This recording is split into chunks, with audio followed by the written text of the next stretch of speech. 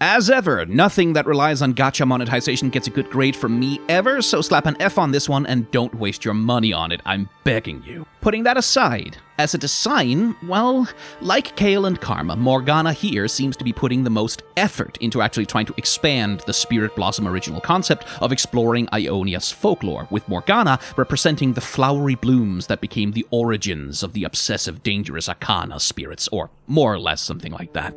And so, appropriately, her wings here are the flowering branches of a tree, much like Kale's are, and in her evolved form, her costume changes much more into a leaf root and plant-based theme, along with a color palette change away from the placid white and purple-pink gradient color scheme of Spirit Blossom towards something much more autumnal and decidedly darker and more menacing. Also, more sexy, with her robe sliding off her shoulders and quite a bit more cleavage showing up, very much leaning into that old trope that sexy equals evil, especially on women. Your mileage may vary on how you feel about that particular trope. I find it a little bit tired personally, but on the other hand, I know lesbians would crawl naked over broken glass and burning coal for this specific kind of sexy evil woman to spit on them, so who am I to say? And the sexiness is justified in the narrative, I should add. Morgana here is driven by a desperate yearning to feel as humans do, a hunger for the intense sensations of emotion. And that kind of yearning and hunger for intense feeling, those are sensuous themes, and they pair naturally